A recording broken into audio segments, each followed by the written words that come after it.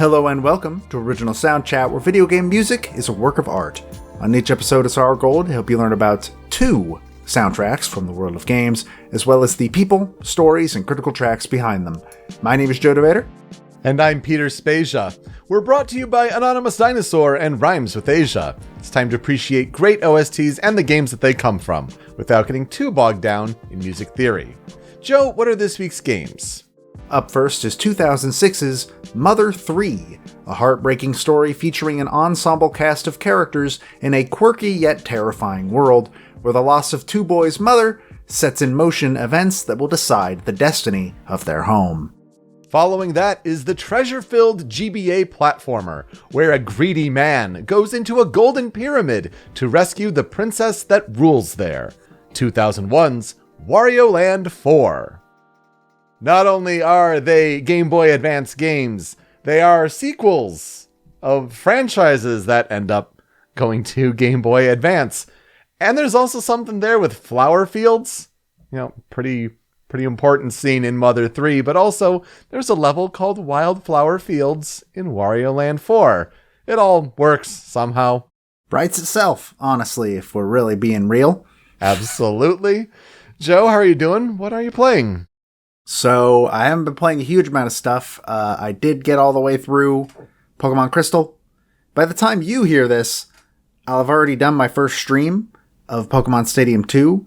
But I ended Crystal with Kirby the Quagsire, Ganon the Granbull, Majora the Alakazam, Bowser the Typhlosion, Palutena the Pidgeot, and Bahamut the Dragonite. So I'm pretty happy with that team, and I'm hoping it's going to take me to the top of Gym Leader Castle. But who knows? I might get destroyed. It seems like a good team, so good luck with that one. I'm glad you got the Alakazam.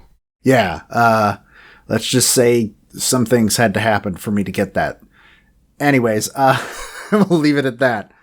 I also started streaming Harvest Moon Friends of Mineral Town last week, and I'm going to probably stream it for another couple weeks. I'm trying to get in the good graces with Mary the Cute Librarian, but Friends of Mineral Town, as far as I could tell, is a game about planting 1 turnip, watering the soil, and then picking up your dog to show it to everybody in town, because that's what makes them like you. Or at least that's what my 2-hour stream was. I mean, sounds good to me. I'm all about showing dogs. You pick it up over your head and everything. you just talk to people, and some of them are like, oh, that dog is cute. And some are like, I hate dogs. And you're like, all right, cool. I'm not talking to you anymore. So I played some more Hades, just more good runs, starting to unlock those hidden forms of some of the weapons. Yeah, good stuff there. And I also started a co-op and a solo run of Super Mario 3D World. Only got through the first level in each, but those have begun as well. So not too many hours put to games this week, but it was certainly a good time with games, the bit that I did. Yeah, I did more watching games this week, where Matt is officially, at time of release tonight, he will be finishing Kingdom Hearts. Whoa! So, yeah. That's some good progress. He has not had a good time. Kingdom Hearts 1 is not a very good game. It isn't, but hopefully it gets better from here. We'll see. We'll see. Chain of Memories is next, so who knows? Oh, no, you're doing that. Ooh, okay. Well, he's playing the GBA version. We're not doing Rechain of Memories, which the GBA version has fans. Nobody I've ever met thinks Rechain is a good game. Right, yes. Well, let's talk about some composer follow-up news. We talk about many composers on this show of video game music, and they still make great things to this day, working in the industry. Or there are also video game headlines from the past week that involve these video game composers. Let's start with the BAFTA nominees, one of the last big awards shows that are seemingly known as like the big ones in the game industry. The BAFTAs, their nominees are out. And so let's look at the category for Best Music. The nominees are Ghost of Tsushima, Hades, The Last of Us Part 2, Marvel's Spider-Man Miles Morales, Ori and the Will of the Wisps, and Sackboy: A Big Adventure. And no Final Fantasy VII Remake. None. How? In fact, How? it's not even up for best game. How? I mean, that I can see. Some people may have certain tastes in Final Fantasy VII Remake as a game, but the soundtrack, the best one of the year. Yeah, it's every other outlet has given it best soundtrack. And you don't even, the BAFTAs don't even have it nominated? What the hell? It's a strange snub, and I have no idea if they have rules about like, oh, well, some of the game and its music was originally composed years ago, so it's just rearrangement. I don't know, but that's like the only thing I can think of. Yeah, that could be the argument that they go with, but there's enough of that soundtrack that is original. Oh, sure. And even if it's using a base of the original, like, Final Fantasy VII soundtrack, I mean, it's transformative enough that it is heartily a different soundtrack, so I don't know. It's weird. In the meantime, though, up for Best Game, the nominees are Animal Crossing New Horizons, Ghost of Tsushima, Hades, Half-Life Alyx, The Last of Us Part 2, Marvel Spider-Man Miles Morales. So, a good cross-section of games there, but yeah, wow, just shocked at the absence of Final Fantasy VII Remake from Best Music. I'm kind of surprised to see Half-Life Alyx on there. Not that I've heard that that's a bad game. I've heard Half-Life Alyx is actually incredible. I've heard it described as one of the best VR games that has yet been made. Yes. But you didn't really see it in a lot of awards lineups. I think it was Easy Allies' Game of the Year, but I haven't seen it too many other places either, yeah. Yeah, so Half-Life Alyx is an interesting game that I will never be able to play. Because I can't afford VR. Meanwhile, we have another game that we've talked about in the past that's shown up on streaming services such as Spotify, and that is Return of the Obra Dinn, which I did not expect that to ever show up on Spotify. Yeah, but a great soundtrack to appear there, right? I mean, good to get some piratey, puzzle-solving, monochromatic vibes in there. No, it was a great soundtrack. We covered it on the show before, and good to see Lucas Pope's work show up there. Yeah, between this and Final Fantasy VII Remake finally showing up, this has been a good couple weeks for game editions. I'm crossing my fingers. Come on, baby, let's get some Katamari up in here. Let's do it. Absolutely. Meanwhile, Nobuo Uematsu is, I guess, scoring Fantasian, which kind of makes sense. It's Hironobu Sakaguchi's latest game over at Mistwalker. Fantasian, the game where they've handcrafted dioramas and photo scanned them into the game. So it's going to be a mobile game appearing on Apple Arcade soon, kind of bringing a more serious RPG effort there. So that should be interesting. But Uematsu scoring, apparently. Yeah, which is super cool. I really hope this game comes to consoles eventually. I don't know. It seems to vary by game about the exclusivity contract on Apple Arcade. Like Shantae and the Seven Sirens was exclusive to Apple Arcade, or at least the first half of it was for a year. And then it came out on Switch and PS4 and all that. So, kind of hoping that's the case for this one, because not to bash Apple Arcade or anything, but I don't own any Apple devices, so. I do. I've got my eye on it. I'm very curious. You'll have to let me know if it's good, because it might not be, but I have at least a little bit of faith in Sakaguchi. And obviously, a new Uematsu score is always a good thing. So, hey, I'm looking forward to hearing if it's good or not. Meanwhile, we have a game called Mighty Fight Federation that comes out next Wednesday. I think I might even be streaming it with some of the NWR folks when it comes out. It is basically a spiritual successor to Capcom's Arena Fighter Power Stone that was on the Dreamcast, I believe. Mm-hmm. We're not here to talk about the game itself. We're here to talk about who's doing the soundtrack because, according to them, they have music by T. Lopes, who we have discussed for his work on Sonic Mania, James Landino, who has gotten a brief mention as one of the artists behind No Straight Roads, and Manami Matsumai, whom we have talked about for her work in Mega Man and Shovel Knight, along with a composer we have not touched on named Vince DiCola, who seems to be credited with working on some of the Transformers movies, and that seems to be about all. So, He doesn't seem to work in video games. He's coming in from the film side from the looks of it. But yeah, I'm very excited to hear this soundtrack now that I hear that those are the people behind it. It's a great collection of composers. Should be interesting to catch your stream. No More Heroes 1 and 2. We talked about the original No More Heroes a few episodes ago. They're getting physical releases on Nintendo Switch on March 12th. There will be a standard and collector's edition. So always good to see more love for No More Heroes, especially when we talked about Jun Fukuda's work on it alongside Masafumi Takada. That was just 2 weeks ago. The time flies, honestly. And lastly, Pyra and Mithra are out now. They also come with music, as all the DLC does. The remixes on the list, it added 16 tracks from Xenoblade Chronicles 2, but the remixes specifically are a Xenoblade Chronicles 2 medley, Tiger, and Counterattack. But as the characters come out tonight at time of recording, we don't know who did the remixes yet. I'd be willing to bet at least one of them is Ace. Mm-hmm. Like, that seems like a pretty safe bet. Because they've been doing a remix for almost every other DLC so far, and I can't imagine they wouldn't ask them to do it for the game they actually did work on. No Xenoblade Chronicles X, though. At all. Yeah, not surprising. It's going to be interesting to see, yeah, you're right, who does those arrangements. Hope that Yoko Shimomura can do a Xenoblade arrangement in Super Smash Bros. Ultimate.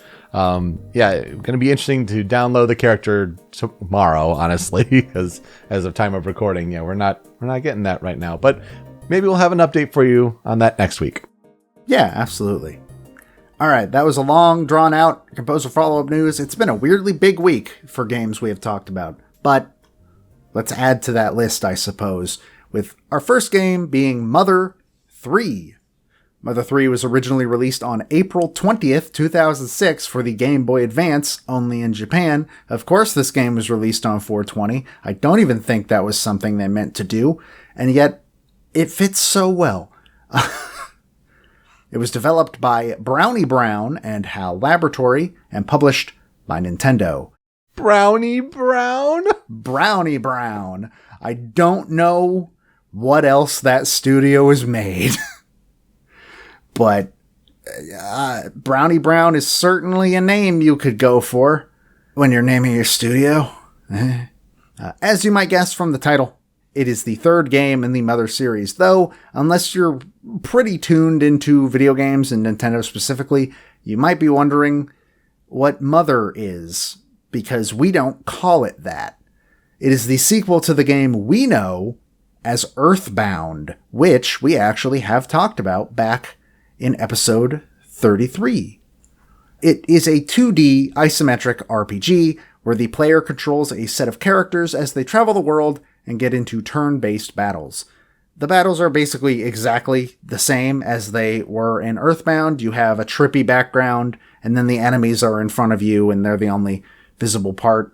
But there's one single difference that makes the battle system in Mother 3 so much better. In Mother 3, when you are attacking directly with a weapon, if you mash the button to the rhythm of the battle music, you can get hits in. Extra hits, up to 16 of them. This is made even more fun by the fact that, like Earthbound, there are multiple battle themes depending on what enemy you are fighting. So you're kind of encouraged to really try and get a grasp on the rhythm of the song that you are hearing during that fight. And I didn't know this, if the rhythm is not clear, you can put the enemy to sleep, and that will isolate the beat and have the rest of the song sort of drop off a little bit. This is a very, very good addition to the game's battle system. Like, oh my god, it's so good. So, the game's story is split into 8 chapters, including a prologue, which makes it a bit more of a linear experience than Earthbound. It's not really there's not really an open world, if I remember correctly. It's more, this is the area that you're in during this chapter, do it. Which, I mean, some people might see as a minus. A lot of people like their RPGs to be open and explorable, but I don't mind it at all. It also features multiple main characters, being the young boy Lucas, his father Flint, his dog Boney, the thief Duster, the princess Kumatora, and the monkey Salsa. Some characters could even use PSI moves, just like they could in Earthbound, which basically are elemental magic attacks, essentially. So, this game is actually really hard to try to summarize the beginning of because it has so many different moving parts in general. So I'm just going to read the first paragraph of the Wikipedia article. Quote, taking place in the fictional Nowhere Islands, an unknown length of time after the events of Mother 2, Mother 3's story is told in 8 chapters, including a prologue. The game begins with twins Lucas and Klaus and their mother Hinawa visiting her father, who lives in the northern reaches of the islands. During their stay, their residence, Tasmili Village, is invaded by mysterious forces known as the Pigmask Army. Hinawa's husband, Flint, is awoken by the Pigmask's forest fire. Upon learning his family has not returned, he searches for them and discovers that Hinawa has been killed by the normally docile Dragos while protecting Lucas and Klaus. As Hinawa is laid to rest, Klaus disappears. Flint attempts to find him, but is unable to. The event begins a domino effect, drawing multiple heroes into a quest to stop the invading Pigmasks and learn their plan for the world. And I think that's the best I'm going to be able to do at trying to summarize this story, sort of. So here's where I will ask you, Peter, what are your experiences with Mother 3?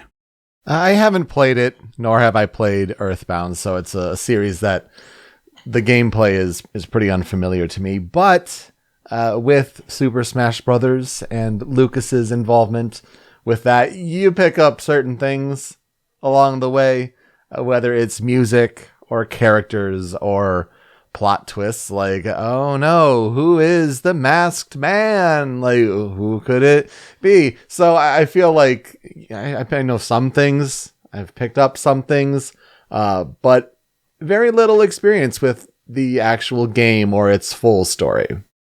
So I have played Mother 3. Played it a real long time ago. It had to have been like 6-7 years ago. It is one of those games where I walked away from it like, I don't think I'd put this in my top 10 games personally, but also this is one of the best RPGs ever made. Bar none. It is the only other game that has ever made me feel like that is Chrono Trigger. I would put Mother 3 in the same category as Chrono Trigger. That's high praise, because I was just thinking the other day, like, what was one game that you look back and it's like, why didn't you play this earlier, you idiot? And it would be Chrono Trigger. I think that Mother 3 is legitimately one of the best video games that has ever been made. And that's saying something, considering I hate Earthbound. I hate that game with all my heart, and some of the changes they made to Mother 3 fixed all of it. The story is amazing. The characters are a lot of fun.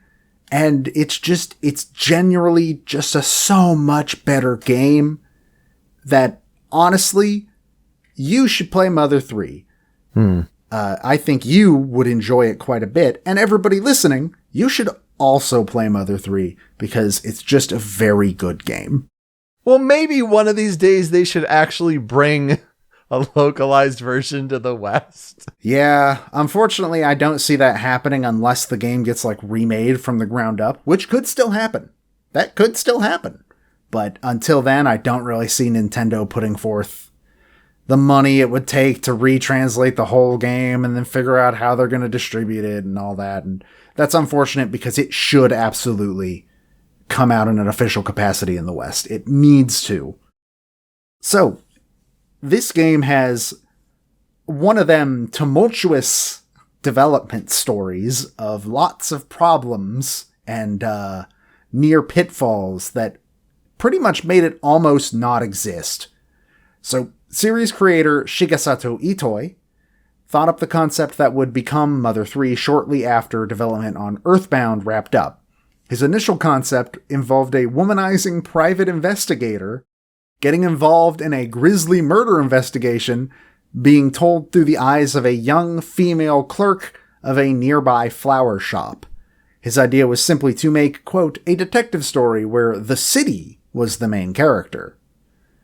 Which sounds very Itoi. That sounds about right.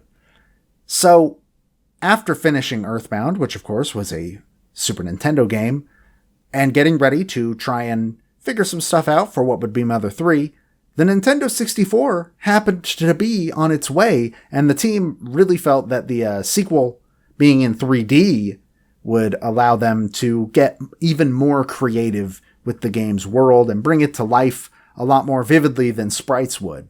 The localized title of this game was simply Earthbound 64, because it was initially shown off in America and was planned to be brought over. In Japan, it was Mother 3 with the subtitle Forest of the Chimeras. Eventually, their idea kind of became too big to work on the N64 because, you know, cartridges, they're small. So they cut back on the game's scope and then moved development onto the N64 DD. And then the DD flopped. Infamously hard. I'm pretty sure most N64 games we have talked about on this show were at one point an N64 DD game. So after that, they moved it back to the regular Nintendo 64, and there's actually footage of this version of the game. It was shown off at the 1999 Nintendo Space World, where there was a playable demo of this game. There's still video of it lying around the internet. At this point, though, the game's subtitle in Japan had changed to The End of the Pig King. And then eventually they would drop this subtitle as well, and the game just was Mother 3. At this point in development, the game's story concept had actually changed pretty much to exactly what we ended up getting as the final product. Itoi moved from his private investigator concept after his team questioned whether fans of the series would want to play such a wildly different experience from the last two titles. And that was probably the right call, honestly. The demo at Space World was received really, really well. Many outlets called it one of the most impressive upcoming games for the Nintendo 64.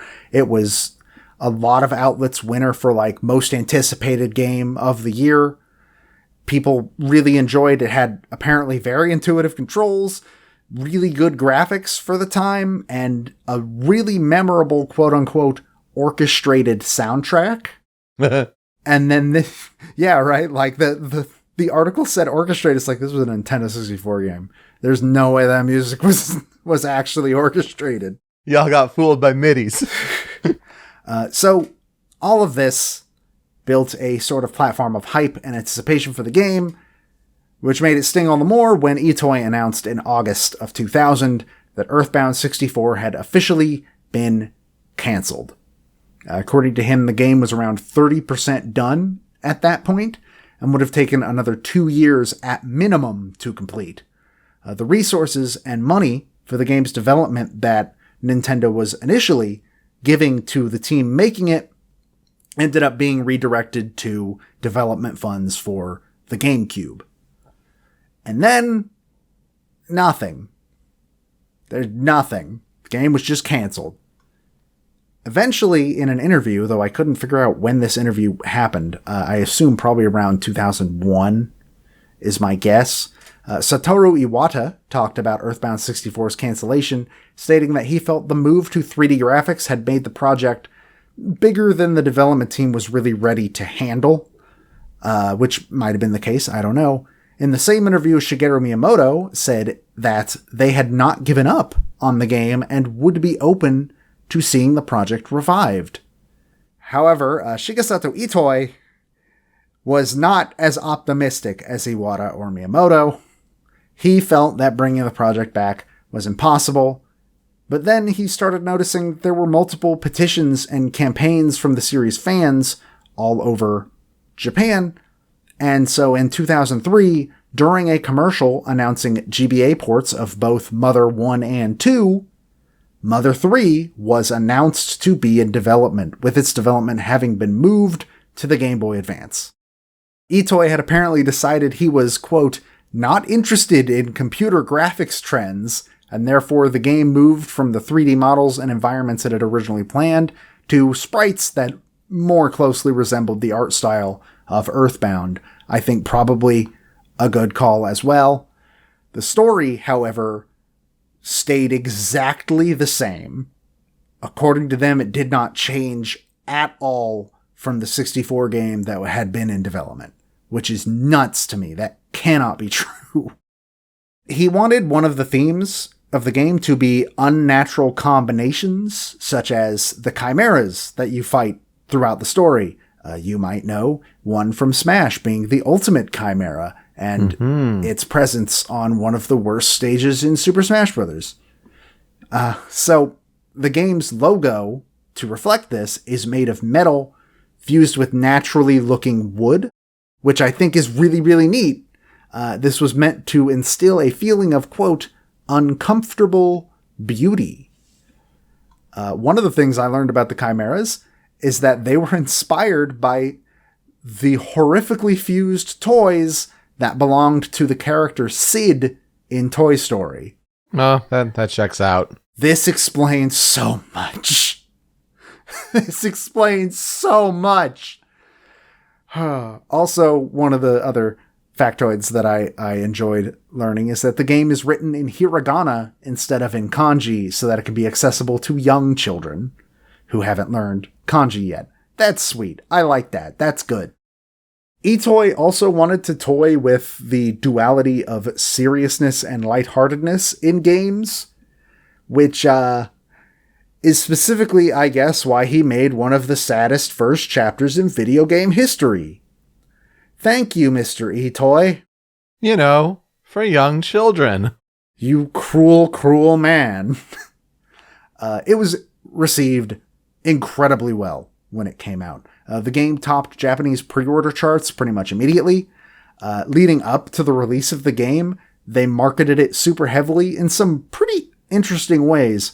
One being that if you called the Japanese post office, their hold music was the love theme from Mother 3 for a short while.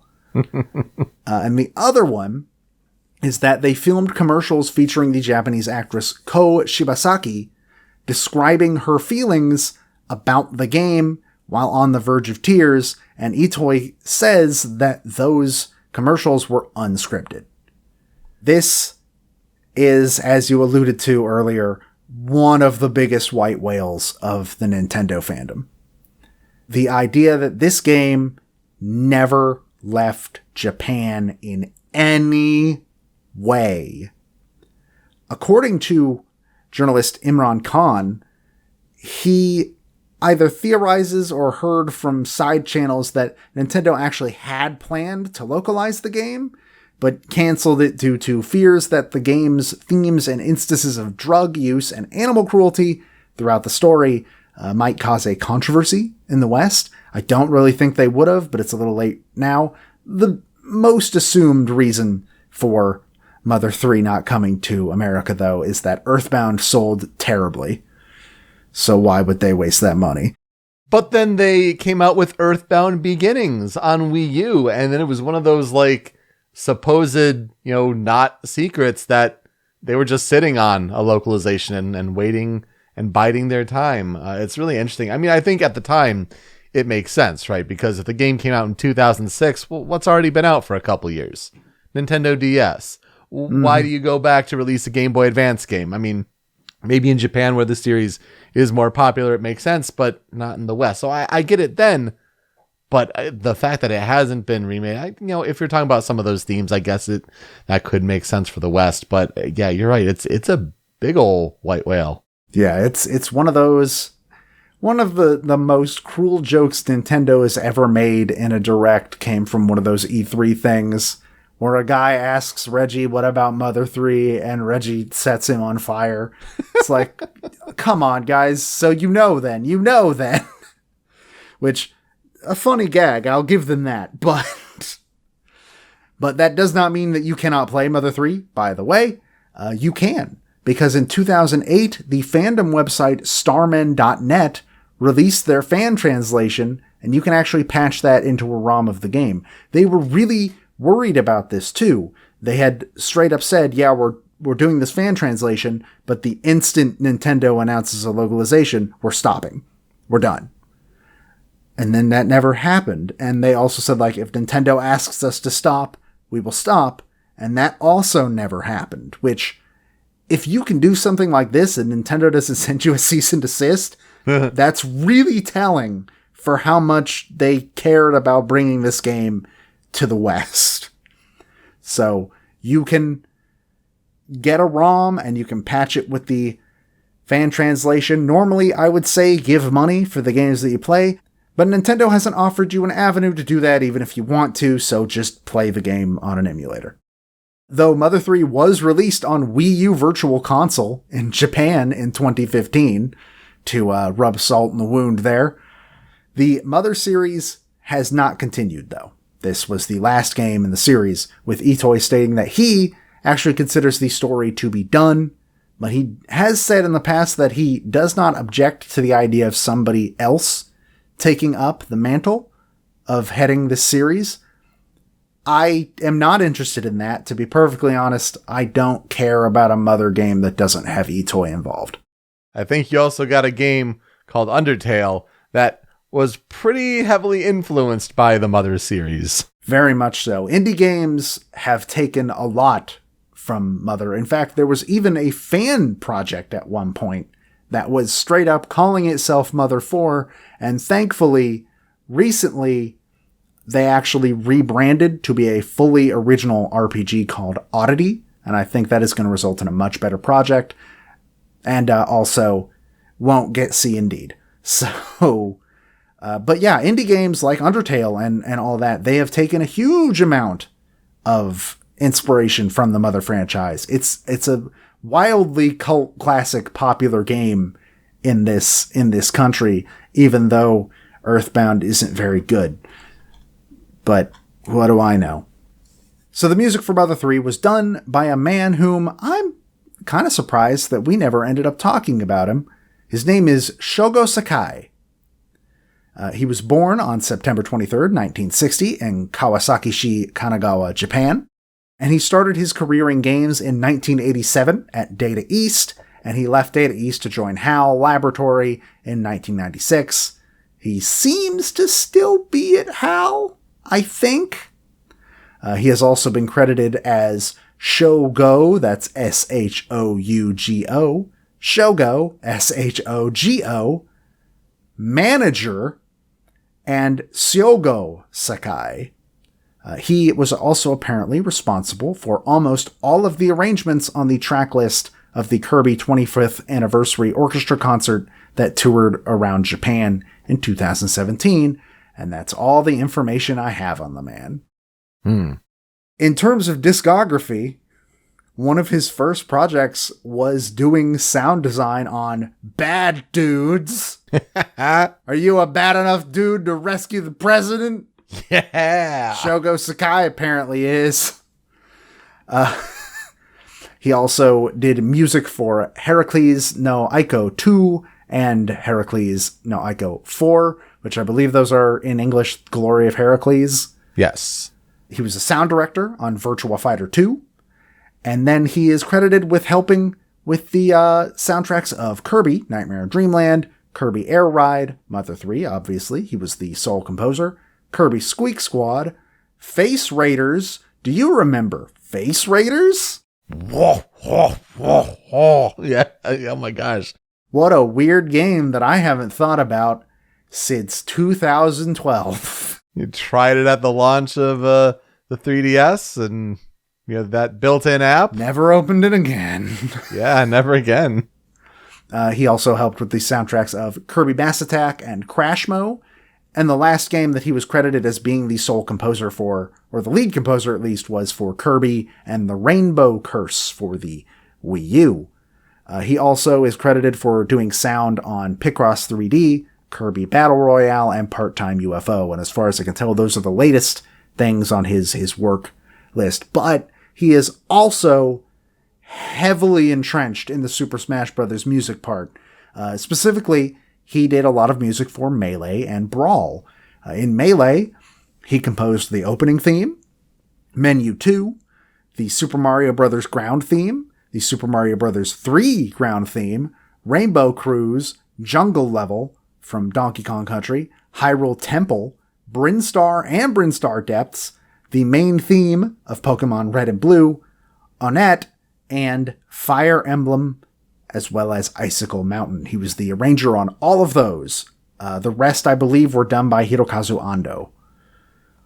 Meanwhile, in Brawl, he also provided a crap ton of arrangements, being Boss Battle, the one that's the remix of Menu 1 from Melee, the underwater theme from Super Mario Bros., the main theme of New Super Mario Bros., Luigi's Mansion theme, Mario Bros., Fever, King K. Rool Ship Deck 2, Wildlands from Yoshi's Island DS, the Legend of Zelda theme, the Great Temple/Temple music, the legendary Air Ride Machine Road to Viridian City, Battle Wild Pokemon from Ruby, Sapphire, and Emerald, Route 209 from Diamond, Pearl, and Platinum, Snowman, the Mother 3 Love theme, Porky's theme, the Fire Emblem theme, the Underworld theme from Kid Icarus, and the original composition for PictoChat. Wow. Man did a lot of work on Smash. He sure did. Far as I could tell, he did not come back to do any arrangements for Wii U or Ultimate, which is a shame, but maybe he's just working on something else now. There's really no way to tell. In terms of historical development research for Mother 3 itself, Sakai apparently ended up on the project specifically because Keiichi Suzuki and Hirokazu Hip Tanaka were both unavailable. Itoi wanted somebody that would be able to work on the game full-time, which kind of disqualified Suzuki because basically Itoi didn't want them worrying about another project, and Suzuki was already on a couple other projects at that time. Tanaka, though, was even worse because he was not doing composition anymore, because by this point he was the president of Creatures Inc., which meant he was not working in that part of the industry, so that he's out too. And so something about Sakai was competing for the same fans as Suzuki or something like that. I didn't quite understand what they were saying, but suffice it to say, Sakai ended up on the project. And he made it his goal to try and emulate the style of the previous two games as much as he possibly could, and I think he pulled that off very well. One non-music related thing that I think is really, really fun. So, when you finish naming a character in Mother 3, which you do multiple times throughout the game as you meet the characters for the first time, when you hit confirm, there is a voice clip that says, "Okay, desu ka?" This is apparently the voice of Hip Tanaka, recorded more than a decade before the game's release. Wow, that's awesome. Of which Itoi had no idea. All right, so it's time to jump into some critical tracks for Mother 3. So I'm gonna preface this by saying I have one song that is kind of a blatant leave off, but I actually genuinely could not figure out my favorite version of that song. And to be perfectly honest, it's just kind of one of the weaker songs in the game. So Porky's theme is nowhere on this Critical 5, mostly. I think it's part of one of the songs, but there is no real version of Porky's theme, which could be seen as a slight, I guess, but these songs are just, it's a really good soundtrack. That's where I'm going to leave that. So the first critical track is Confusion.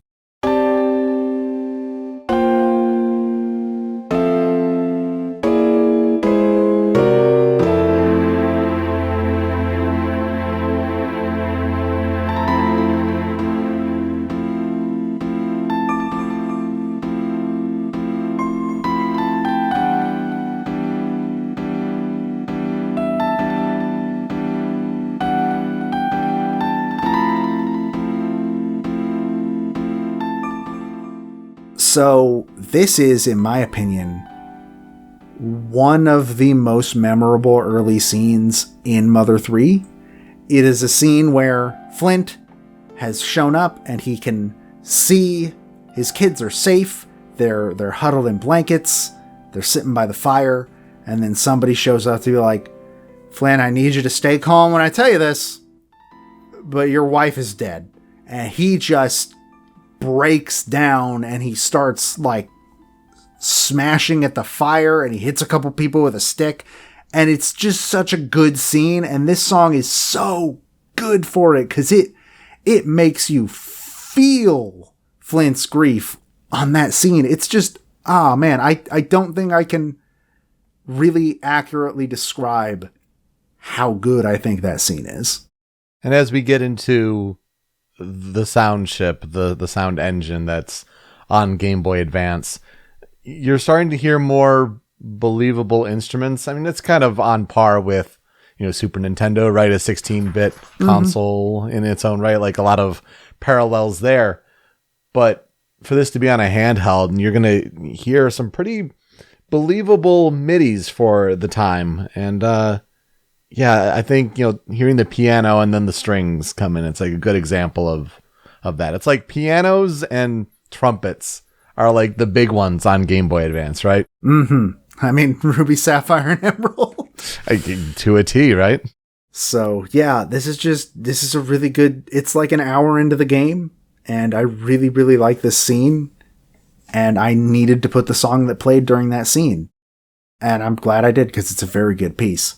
Following that is critical track number 2, the Mother 3 Love Theme.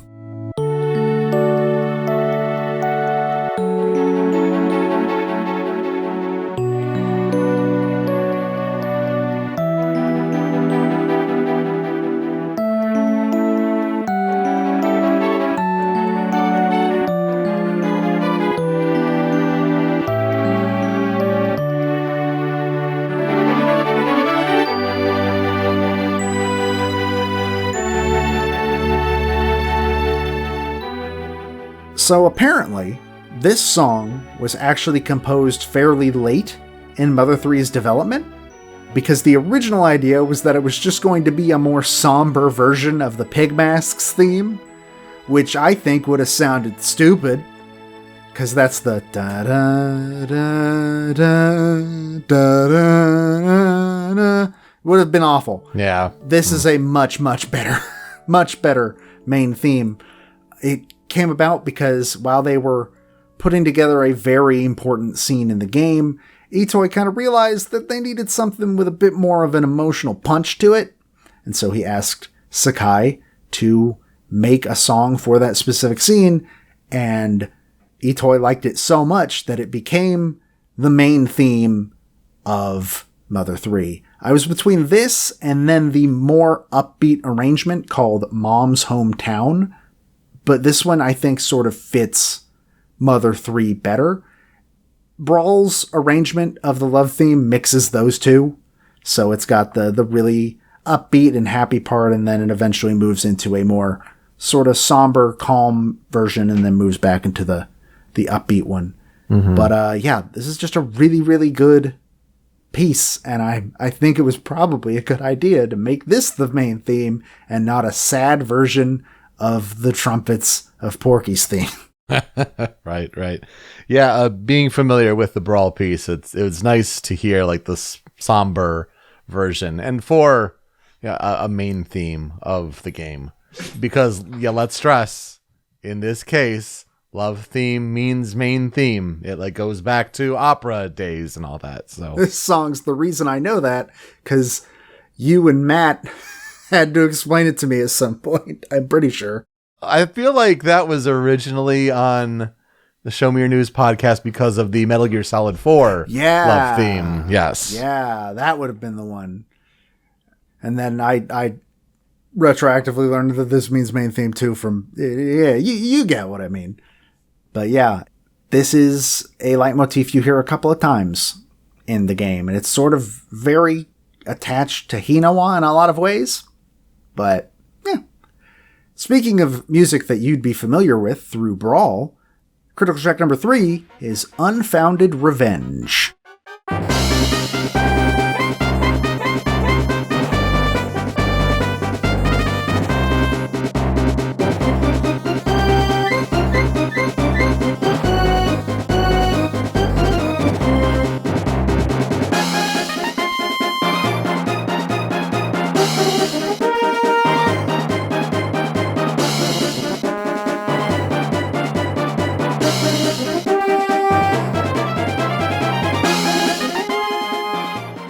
This is the battle theme for the Pork Troopers. So this is the closest that I have to Porky's theme on this list.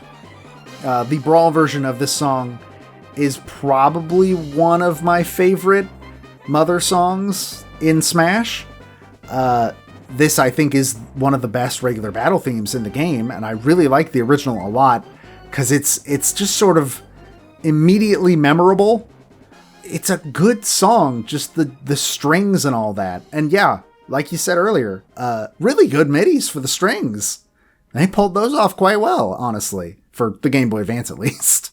And here come the trumpets, right? You hear some of this, and it's a lot of like flashbacks to if you've played Ruby, Sapphire, Emerald, like a lot of that there for sure. I also found it really interesting, again, when compared to the Super Smash Bros. Brawl version that I'm more familiar with. There's a couple beats in between the musical phrases, and that was something I did not expect. I'm kind of like humming along with it, and the Brawl version kind of mashes the phrases up together, but no, there are a couple beats in between, and it just breaks it up in an interesting way. I found that really curious. Well, you gotta keep people on their toes for the rhythm mashing that you can do in battle. Mm-hmm. Now let's get into my favorite song in the game, like 100%. And also the best scene in the game. Critical track number 4 is Sunflowers and Illusions.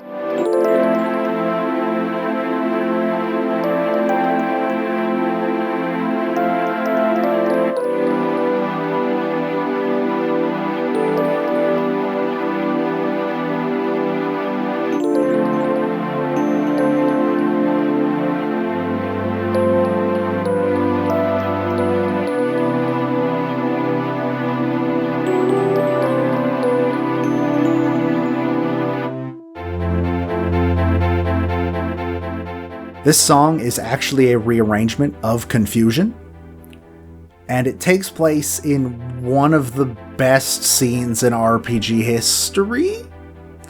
The Sunflower Field scene is just this perfect middle ground between really heartwarming and kind of emotionally destructive.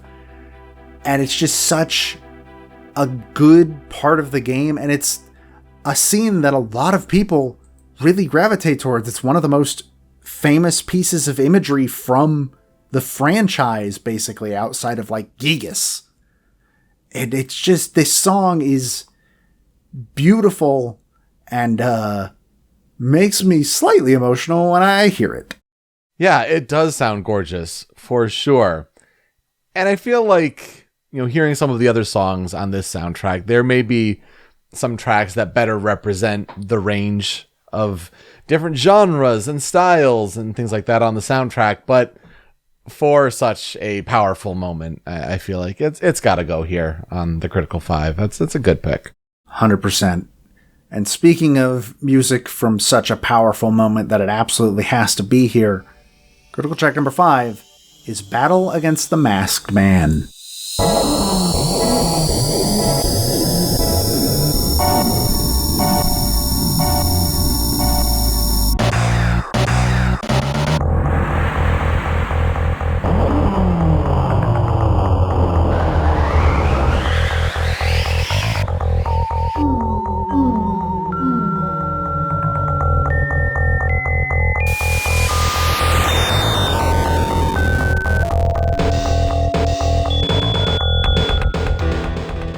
This song reminds me a lot of the Gigas fight.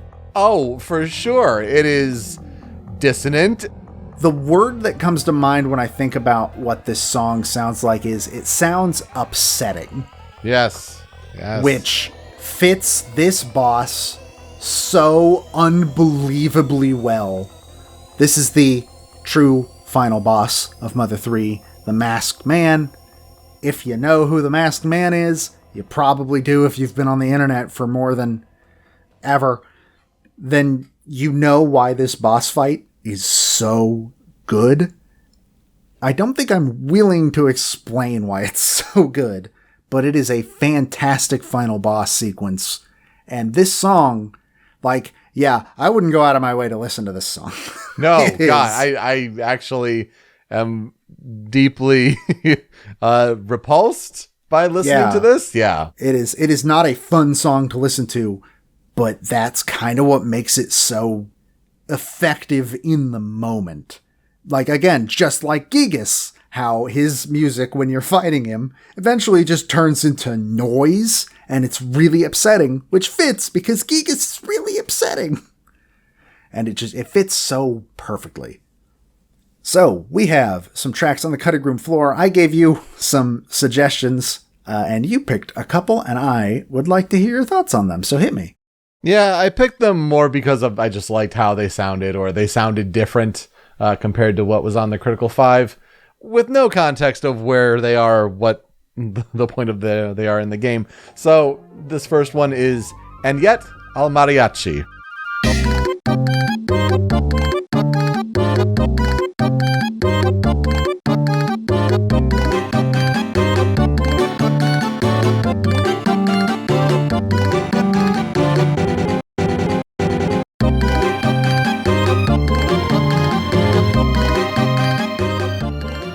I tried to find where this song plays. I tried so hard. The Mother 3 wiki is incomplete on the music pages. So, this song wasn't on there. I assume it is just a regular battle theme.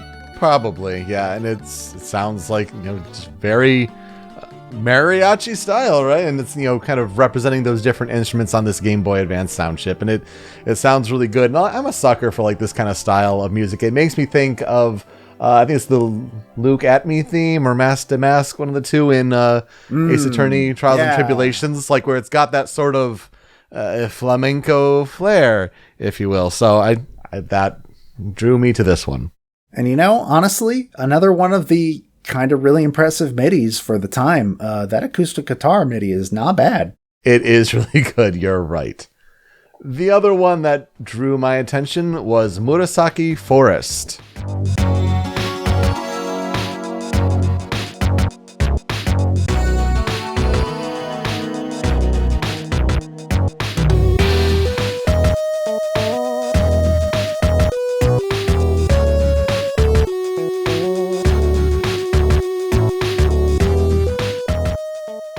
I'm gonna guess it takes place in Murasaki Forest? You'd be correct. How did you know? It just sounded like a place in the game. But it certainly doesn't sound like your normal forest theme. And I feel like that's what makes it stand out to me. I mean, for 16-bit forest themes, you kind of think like whimsical, some flutes, happy vibes. But these are some cool instruments going on here, and I really like the kind of darker, cooler sound of this.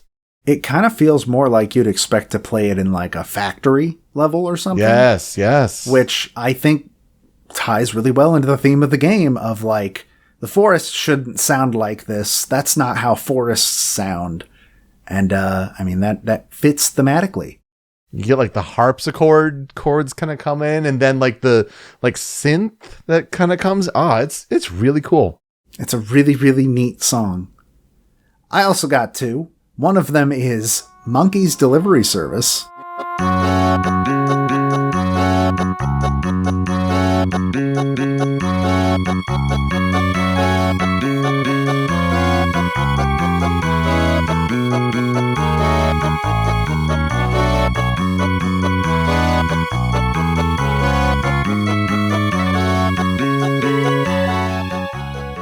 I assume this plays during one of the scenes with Salsa. I don't know for sure.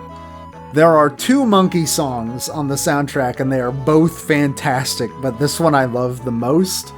Like, that bass MIDI is doing some work. Shouts out to the bass MIDI. Oh my goodness, yes. It's so good. This song is just weird, and it's this is what I expect from Mother when I think about that game.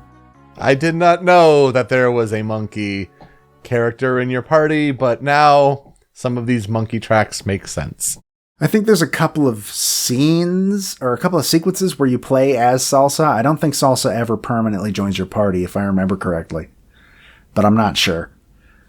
Meanwhile, my second track on the cutting room floor, I totally didn't pick it just so I could say the name. It's Club Titty Boo.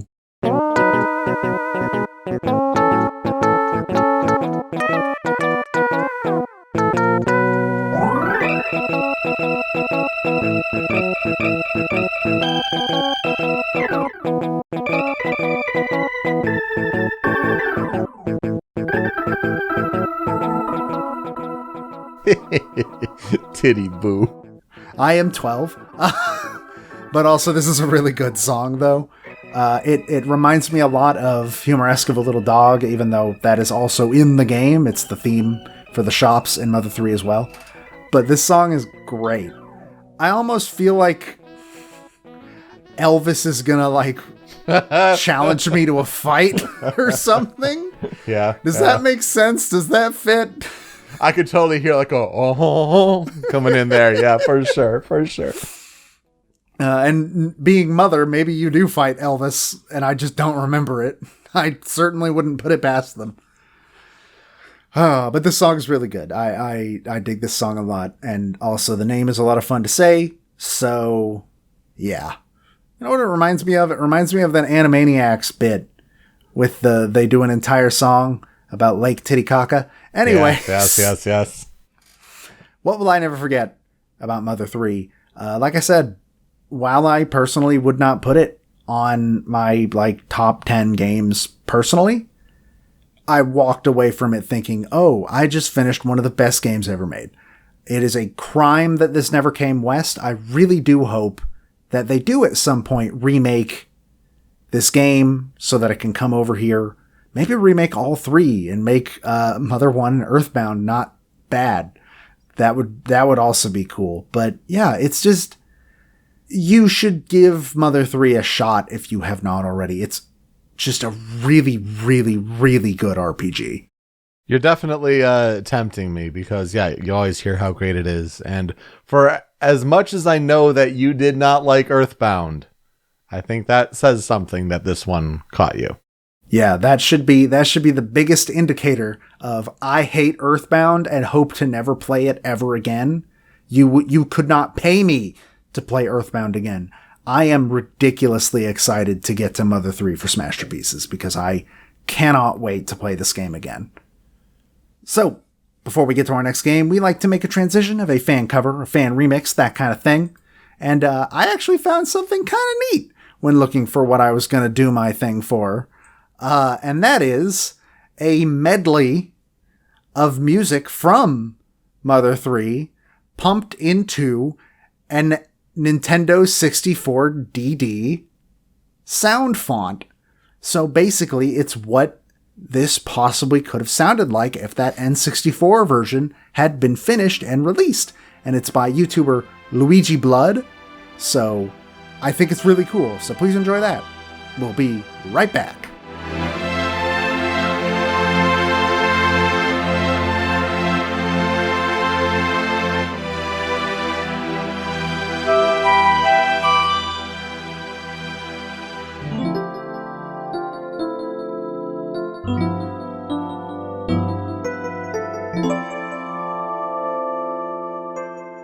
Yeah, that sure sounds like a Nintendo 64 game. That's really neat when you can inject that kind of music in that sound font.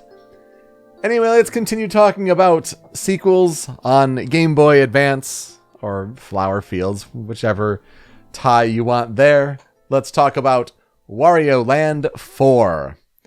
Let's talk about Wario in general, though, because this is the first game that we've brought to the show where Wario is the primary protagonist. And Wario started his video game life as an antagonist in the 1992 Game Boy game Super Mario Land 2: 6 Golden Coins. Oh no, I'm the same age as Wario. Oh, you know what? No. Actually, that helps my self-image. I'm the same age as Wario, and look at him. There you go. You look much better. He does own a video game company, though, so... I guess. Well, you know, for being the bad Mario, right? It all goes back to the word warui in Japanese, meaning bad or evil. W is also an M upside down, like, you know, certain things like that. So he's the bad Mario. But then he became the protagonist in the next Super Mario Land game in the 1994 Game Boy game Wario Land, Super Mario Land 3. And so this started a series of Wario Land games. There was a Virtual Boy Wario Land game in there, but the proper sequels included 1998's Wario Land 2 on Game Boy and Game Boy Color, and 2000's Wario Land 3 on Game Boy Color. So Wario Land 4 was released in Japan on Game Boy Advance as Wario Land Advance, or Wario Land Advance Yoki no Otakara, or Treasures of Yoki, on August 21st, 2001.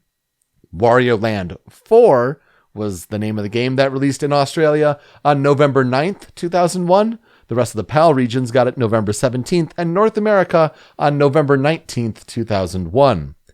It is one of the Game Boy games that was eventually released to the 3DS Ambassador program.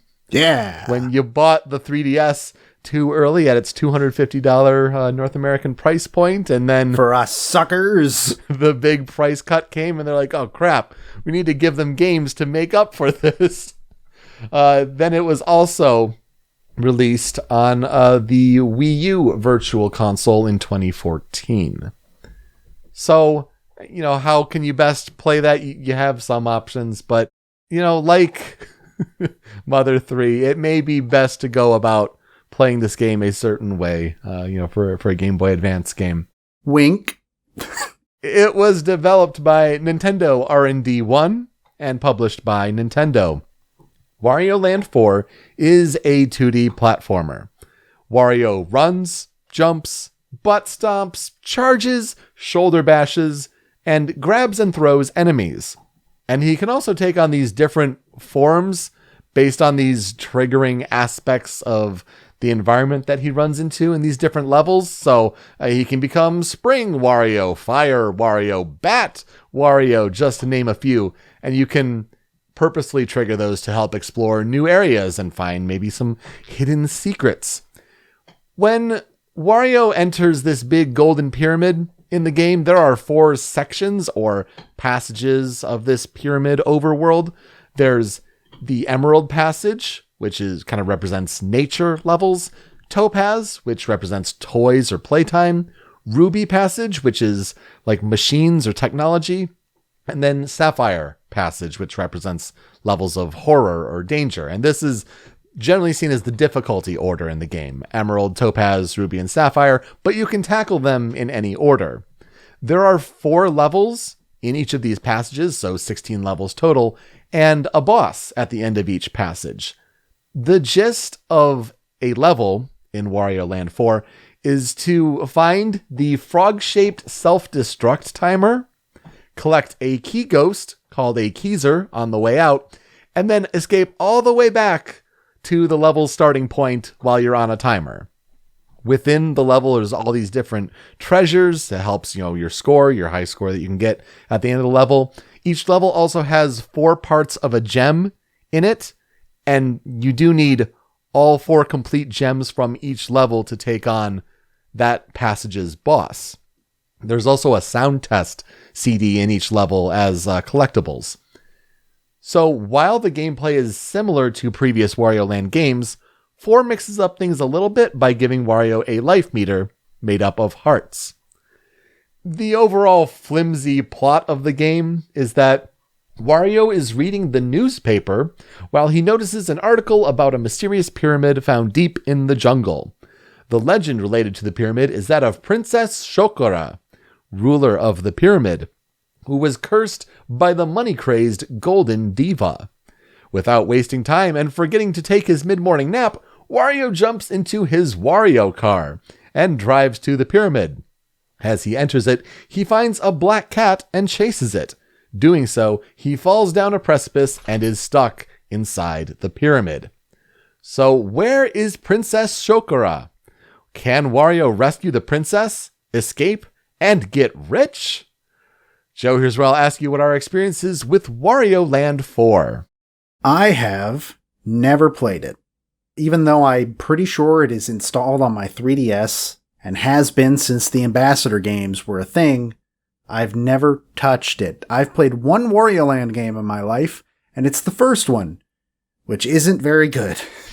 And as far as I'm aware, these games, the later Wario Lands sort of mix it up, and that's when they actually become good games. But yeah, I've never touched 4 ever. So here is my experience with the Mario series, as we got a Game Boy Advance after getting a Game Boy Color in our youth. Never played Super Mario Land, nothing like that. Didn't have an NES or Super Nintendo, so Mario 1, 2, 3, Super Mario World, no, not that. First exposure was Super Mario Advance, which was the take on Super Mario Brothers 2, bringing that to Game Boy Advance. Yeah, not the greatest first exposure to what a Mario game generally is, but then the next game was Wario Land 4. Liked it a whole lot more. Again, not a Mario game per se, but a very similar kind of 2D platform, a little more of an action platformer where Wario can attack and he can bounce on enemies, grab them, throw them, kind of solve puzzles that way.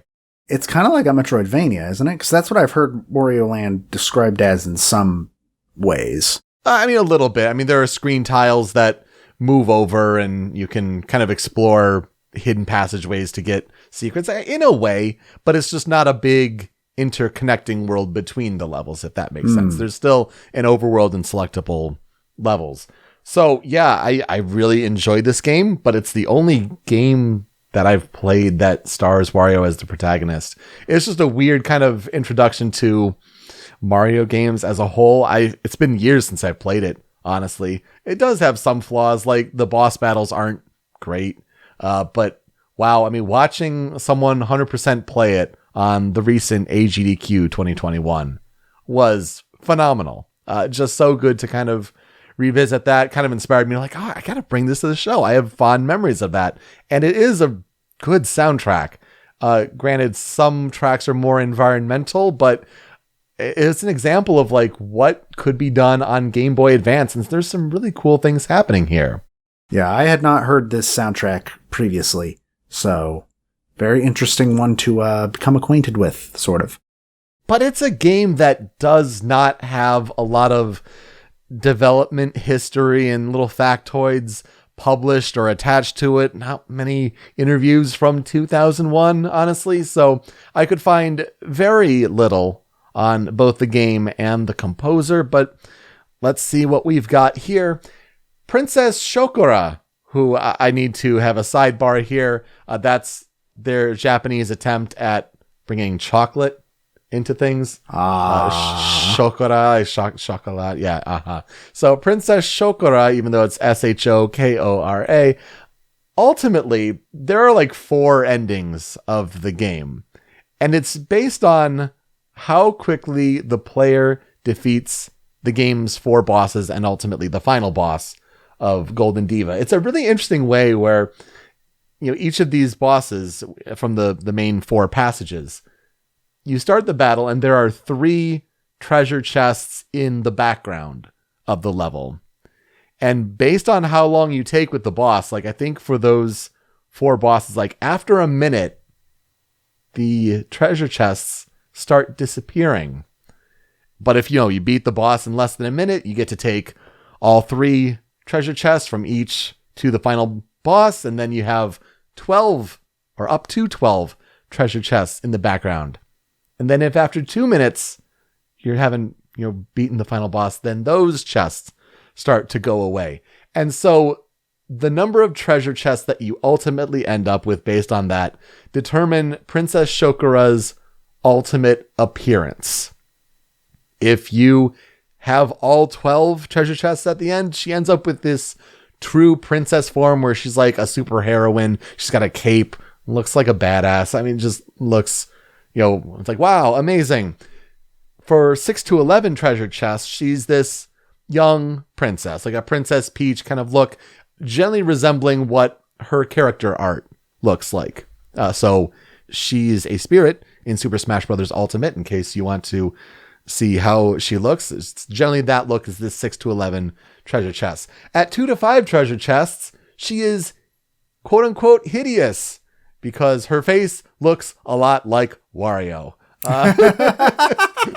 Good. It's quite a sight. And then at 0 to 1 treasure chest, she's a toddler. She looks like a little baby. So it's interesting that those are the variations there. I think there's also a little ending credit scene if you play the game on like a hard mode or a super hard mode, but it trifles, honestly. Wario Land 4 was reviewed well with a Metacritic score of 88. GameSpot said about the game, quote, "The gameplay is tight and varied, the graphics are detailed and bright, and the sound is second to none." While GameSpy called the game, quote, "an incredibly entertaining, diverse, and humorous addition to the Wario legacy. It's challenging and creative, but not as outright frustrating as Wario Land 3. So, a lot of points of praise for the game, but if anything, especially when Wario Land 3 came out the year before, in 2000, people were saying like it's pretty similar to other Wario Land games. It's not bringing too much that's new to the table. So if anything, that's the biggest gripe. The game sold about 720,000 copies in the United States as of August 2006. It has an estimated lifetime sales total of 2.2 million units worldwide as of 2014. Not bad, not bad. Not bad at all. Wario Land 4 was a runner-up for GameSpot's annual Best Game Boy Advance Game and, among console games, Best Platform Game awards. These went respectively to Advance Wars and Conker's Bad Fur Day. Oh God, those were the same era. Oh God. Yeah, 2001. Conker, that feels older. Oh man, that hurts me. Nintendo 64 late era and early Game Boy Advance. Yeah, wow. As far as the game's legacy goes, I mentioned the Princess Shokora spirit in Super Smash Bros. Ultimate. But Wario, as far as Wario Land games, there's Wario Land Shake It, which was named Wario Land The Shake Dimension in PAL regions, or just Wario Land Shake in Japan. It would be released in 2008 on Nintendo Wii, and it was developed by Goodfeel, who would go on to make Kirby's Epic Yarn.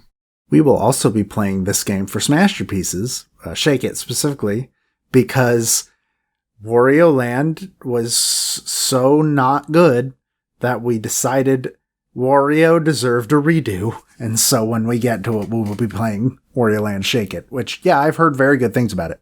I feel like that's a good take, too, on like his general moveset, too. Like, Wario just has more options. So I think I need to play that game, but I've heard really good things for sure. The composer for Wario Land 4 is a man by the name of Ryoji Yoshitomi. Could not find much on Mr. Yoshitomi, but Ryoji Yoshitomi was born in 1964 in Tokyo, Japan. He has been with Nintendo since 1988. And that's it. Like, wow, I'm shocked when I come across composers that it's just like there's nothing. At least the article doesn't this time say nothing else is known about him. Right. They could have, though. Honestly, there's just like, oh, he's a composer for Nintendo and he's known for working on these games. Like, okay. So Ryoji Yoshitomi's discography includes some work as a composer on Game Boy Wars and Game Boy Wars 2, which I found out are part of a larger Wars series that Advance Wars is a part of. So like that's all part of the same series, but these Game Boy Wars games, they're Japan only. So, go figure. Like even Famicom Wars, like that's a thing apparently. I didn't know that Game Boy Wars was a thing. Famicom Wars I knew about. Yeah. I did not know there was a game straight up just called Game Boy Wars. Yeah, go figure. He composed the music to Metroid 2 Return of Samus. He also contributed some tracks to Mario Paint, and then he composed Wario Land, Super Mario Land 3, and Wario Land 4, obviously. Also composed Mario Clash, which is a Virtual Boy game, and then he even composed WarioWare Inc. Mega Micro Games. Then he became a sound director for games such as Nintendogs, Wii Play, the Wii Fit series, the Mario Tennis series, starting with Ultra Smash, the Mario Party series, starting with Star Rush, Hey Pikmin, and most recently, the sound director on Paper Mario, the Origami King. He did one arrangement in Super Smash Bros., and that was the Brawl WarioWare Inc. medley. Most recently to your interests, though, Joe, with Smasterpieces, he did the sound effects for Pokemon Puzzle League. So he's the one that I have a beef with now. He's the one that did it.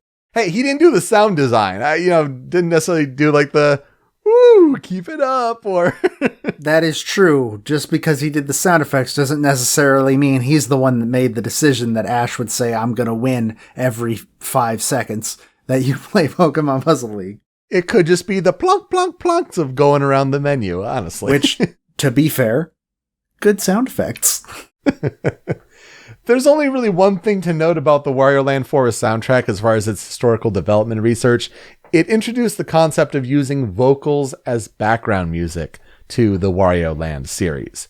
And I feel like at a time in, 1993, 1994, like kind of getting to the later Super Nintendo era when we were seeing like emulated vocals or compressed vocals on Super Nintendo, like big deal at that time. But, the technology had kind of progressed, obviously, in 2001 or so, where for a 16-bit sound chip, you do have some pretty crunchy vocal samples to be sure, but they're better vocal samples nonetheless.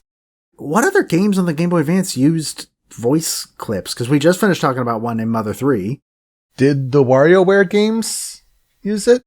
Yes, I believe Wario does make sounds in WarioWare. But that's really all I can think of. I guess, okay, never mind. There's probably some vocal tracks in like Rhythm Heaven. Oh, yeah, sure. But that's about all I can really think of off the top of my head. Let's put it this way. It wasn't very common on Game Boy Advance to have vocal samples. Yeah, I don't know if any of you listening remember, the speakers on Game Boy Advance were not the best. Real bad. For anything other than maybe 8-bit sometimes. And everything sort of sounds tinny. And you can even hear this in real time, actually, if you go listen to you can find the soundtrack of Phoenix Wright 1, and then you can find the Phoenix Wright 1+2 release, which was the DS version of the soundtrack, and you can hear this in real time that it cuts out all the bass on the GBA version, because what are they going to put bass through? It's a Game Boy Advance. Mm-hmm. So, yeah, they were bad speakers, and I can't really blame anybody for not wanting to garble voice tracks to go into that. So let's hear some of those vocal samples in the soundtrack in the critical 5 tracks for Wario Land 4. And we start with Work It.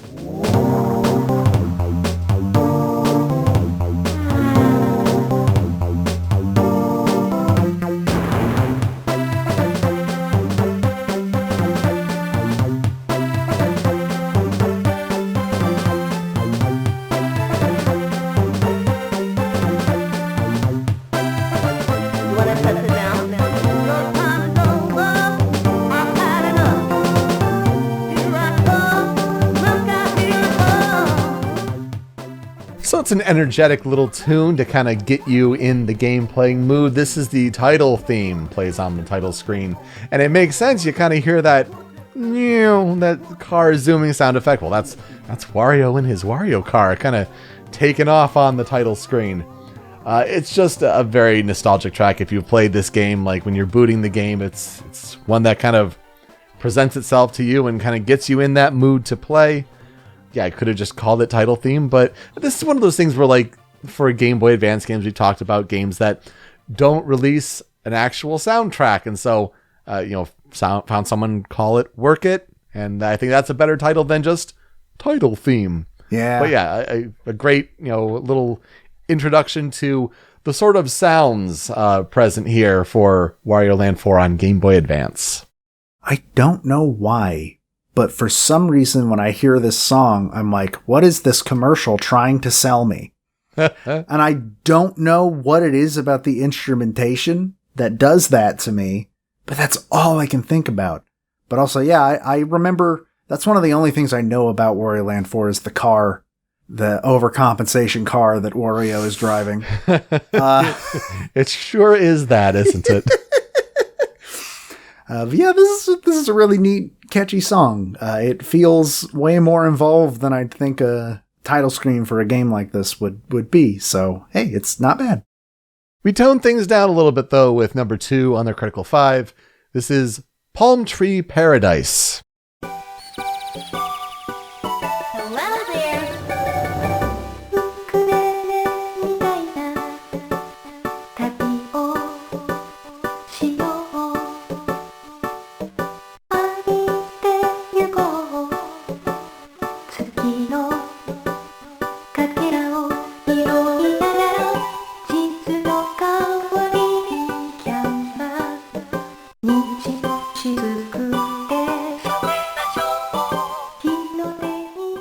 So you're in this tropical vibe. There are palm trees everywhere, as the title and level might suggest. And then, hello there. You get this actual vocal song in Japanese. Again, research kind of being limited as it was. Don't know what it translates out to. I wish I did. I wish I spoke Japanese to know. But yeah, I mean, again, crunchy quality aside, imagine this coming through a Game Boy Advance speakers. Like, that's a pretty good accomplishment for that system. This is one, it's because it's the first level of the Emerald Passage. It's after the tutorial level that kind of shows you this is Wario's moveset. This is what you can do. This is like as easy as the levels get. So to start the game with this, like, it brings you right back if you've played the game before.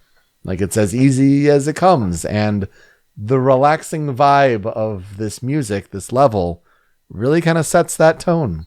Yeah, it's a really nice, relaxing song, and that's even, like, ignoring the fact that the bravery to have a fully vocal song on the Game Boy Advance after we just finished talking about how the speakers on the Game Boy Advance are terrible and tinny. It works really well. I assume that a lot of that is being able to listen to it on real speakers with real, like, bass and all that. But yeah, this is really impressive to think that this was on a GBA. Like, really impressive. Oh yeah, but you're still not going to get the quality uncompressed. Like, the vocals still sound rough as they did. Yeah, for sure. Number 3 on the Critical 5, let's get to the Topaz Passage. This is Toy Block Tower.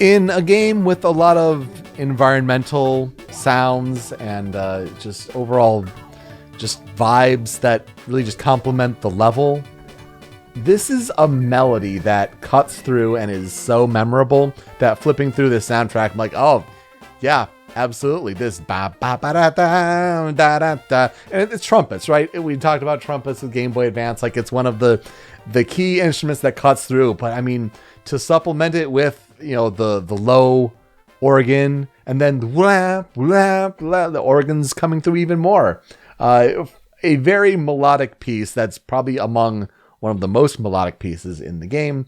And it's the first passage in the Topaz Tower. So as you continue your journey throughout the pyramid, this is one that is really memorable with big shapes and really toy themed, as that might suggest. Little Warios in cars, oddly enough. Go figure. This one kind of feels like it could also fit really well in my game. Sure, yeah. Like it has a very mother-like quality to it. But no, I dig this song. I think this might be one of my favorites just because I love this kind of song that's just the jazzy sort of swing almost. I don't think it's actually swing, but I can't really come up with the actual term. Yeah, it's got a swing vibe to it, yeah. Yeah, it's a really good, really catchy piece. It's not as impressive as the last one, obviously, but still pretty good. Let's get to number 4, and it continues to sound really impressive. on the Game Boy Advance. This is Crescent Moon Village.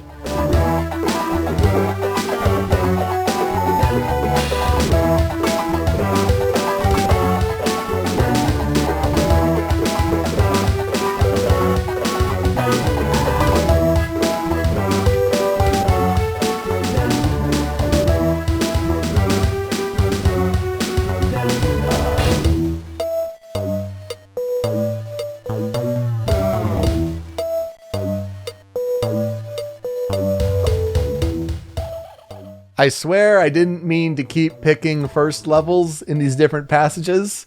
This is the first level of Sapphire Passage, so this is the horror-themed one. And you kind of get that vibe. I tried to pick a section of the clip that like shows the full range of instruments that kick in, but when it comes back on the loop, like you kind of get like the base foundation of the track as it starts and then builds back up.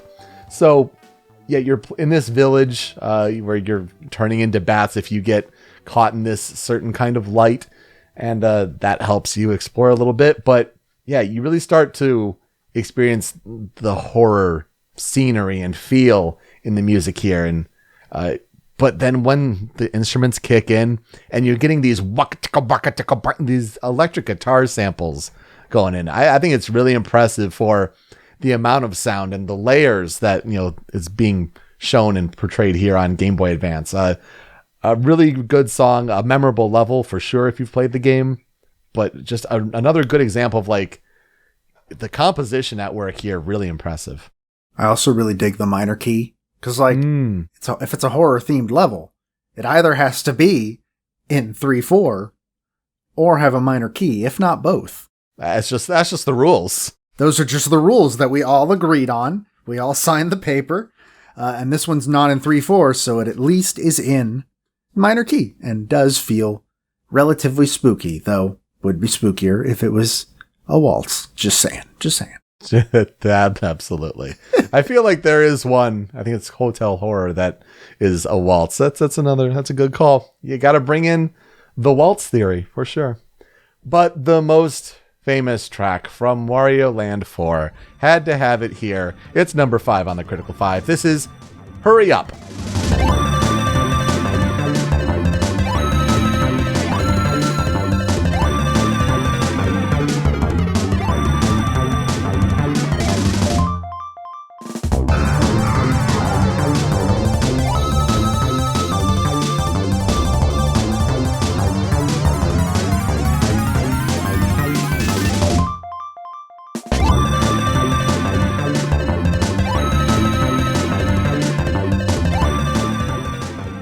So when you've hit that frog timer self-destruct button and you need to escape or else you're gonna die. You're on this timer to leave the level and this music is playing and it's chaos. It's so intense and it really creates that good stress environment for each level. So you're gonna hear this a lot as you escape these 16 levels. So I wish I could have played the beginning of the clip because it's a notable vocal sample once again of, it sounds like Wario going, ha ha ha, hurry up. And it's then all this glong, glong, glong, glong, this discordant bells and chimes playing in, and then it just works and builds up the chaos. You're kind of catching the end of it here because it really shows that adrenaline pumping atmosphere, but I mean, this had to be here. This is a critical, essential piece of this game. So here's the thing I get from this song specifically. It feels like the song is shutting down as you go. With like the sliding key changes like mid-note. It feels like, because like, is it the level is like breaking up or something? It's a lot of kind of dizzying visuals. It's not like breaking up, falling apart. Some things may change in the level on the way back to help kind of mix up the platforming, but it's a lot of like dizzying colors and visuals mostly. But yeah, I guess things are kind of falling apart then in a way, if you want to portray it that way. Mentally for Wario, he's going through some stuff. Yeah. But even in the piece, like it kind of stops and does little bloop, bloop, bloop, and then kicks right back in.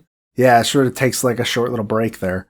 It's a very neat song. I can't say I've ever heard anything quite like it. But it's definitely iconic to the game for sure. I have a couple tracks on the cutting room floor. One of these is Monsoon Jungle.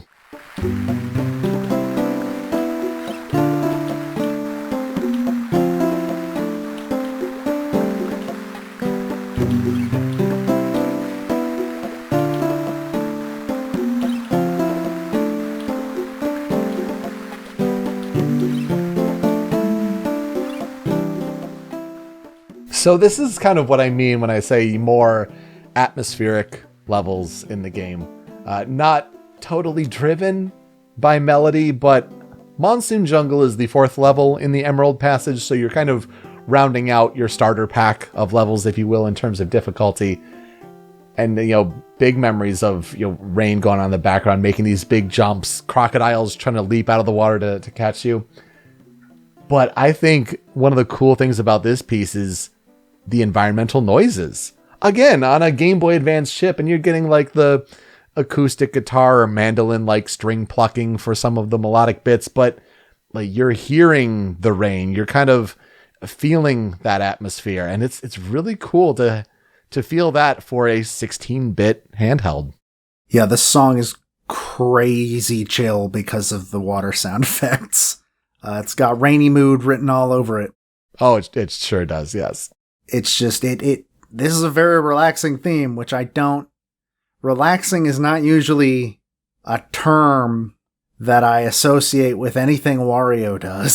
So kind of out of left field there, but yeah, I really like this song. I think it might be a very close second place for my favorite in the selection that you have picked. Yeah, it stands out for sure. And I think just as, a totally different vibe, but something that's really accomplished very well. The other track I have on the cutting room floor is Puzzle Room.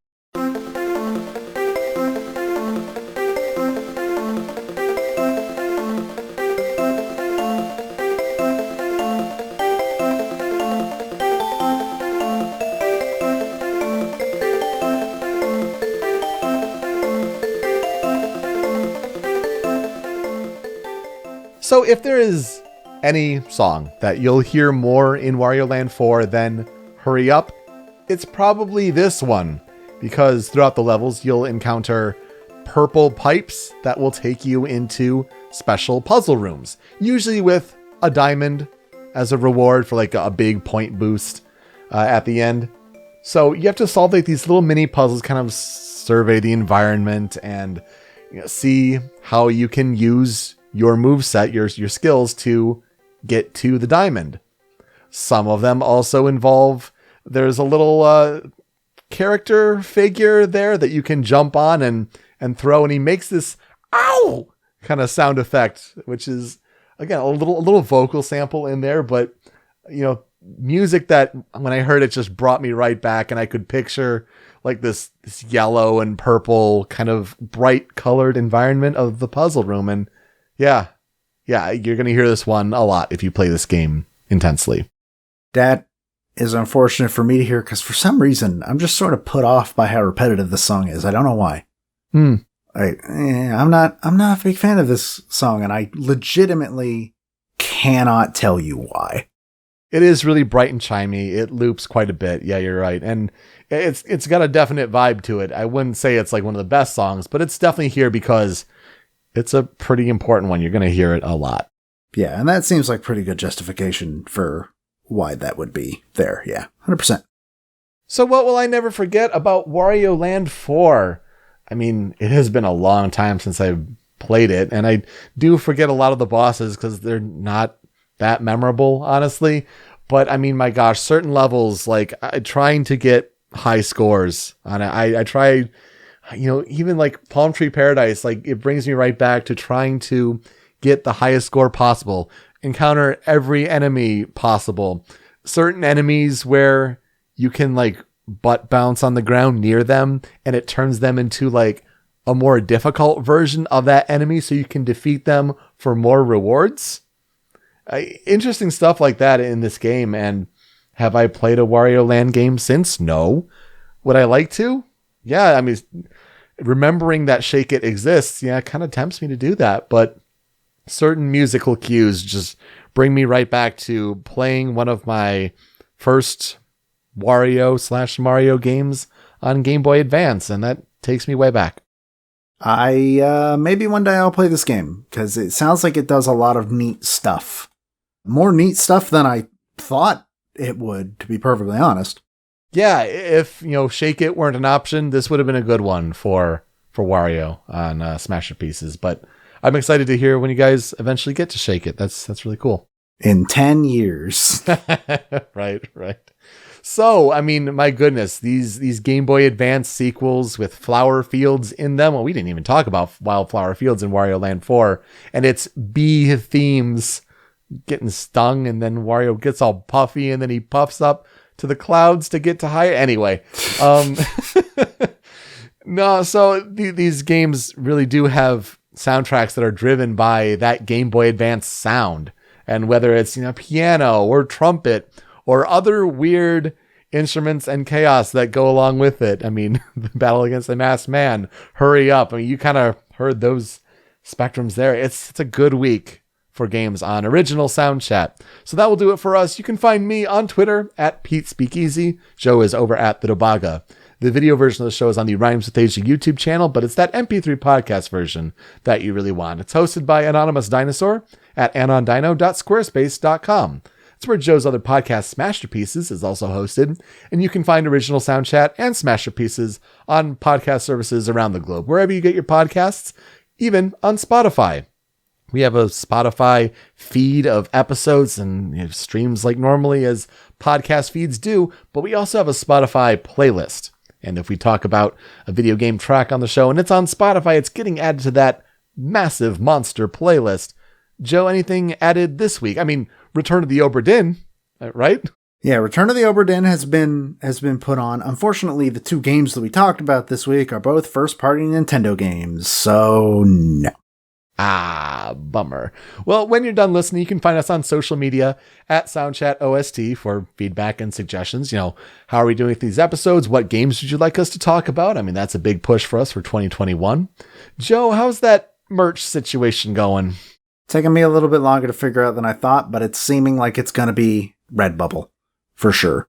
All right, so keep posted on when that is back up and you can get some merch, and then we'll work on some bonus tracks for you. Joe, who are we talking about next week? I will be talking about Ivy and Sarashu. I will be talking about Daniel Kostner. Well, to play us out, let's talk about a remix of a song from Wario Land 4. This one comes from YouTube from Ambar Studios. And they did a cover of Crescent Moon Village. Yes, with those guitars going, it makes all the sense in the world. And when you hear a full uncompressed orchestration, really, I mean, the instrumentation here with the guitars and everything going, like, it sounds great. And I highly recommend it. So thank you so much for listening this week on Original Soundchat. We'll see you next time. Take care.